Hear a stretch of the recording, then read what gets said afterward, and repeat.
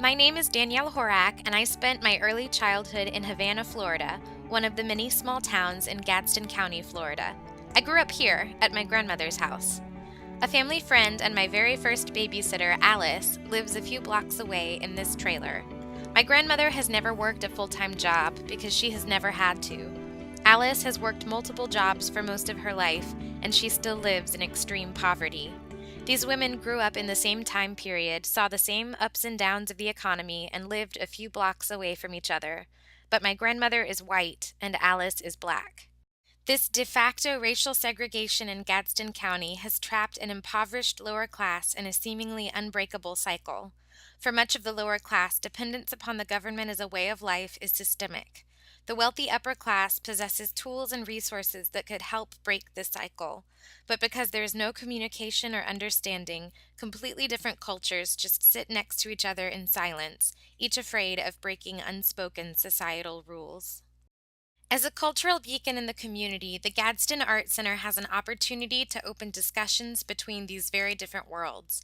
Instead of only celebrating the lives and creativity of artists who have beaten the odds and broken out of a cycle of poverty, the Art Center must find ways to meet the people in the community where they are, to facilitate understanding between the classes in the community, and to celebrate culture in a way that is truly representative of the community they serve.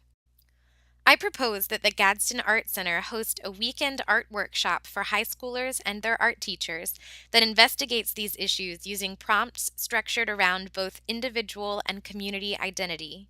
The education coordinator at the Art Center would work with the art teachers from East Gadsden High, West Gadsden High, and Robert F. Monroe to discuss and choose an engaging prompt for the workshop. For example, the big idea of home sweet home is an ideal prompt because it allows students to respond with artwork informed by their understandings of their individual homes, as well as a larger sense of place and community as their home. Art teachers would use backward design methods to focus the prompt and meet the same criteria as the Spiral Workshop at the University of Illinois.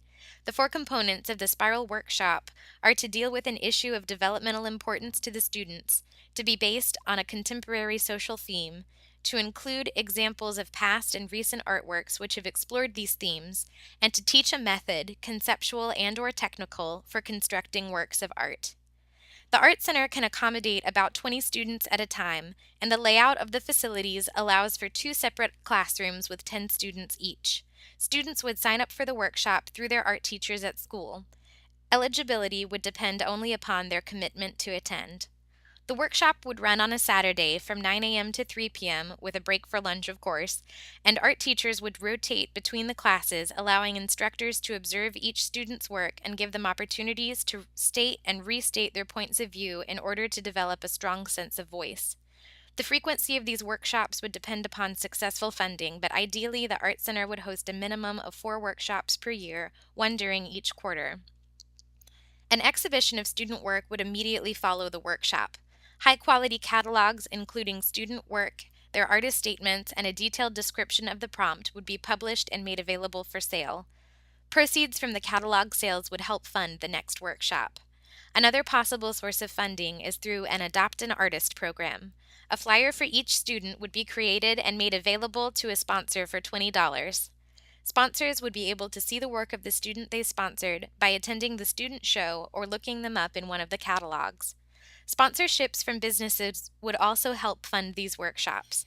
The Gadsden Art Center has already formed partnerships with several local organizations to fund exhibitions and could add the Saturday workshops as an opportunity for these organizations to make an immediate impact in the lives of young artists.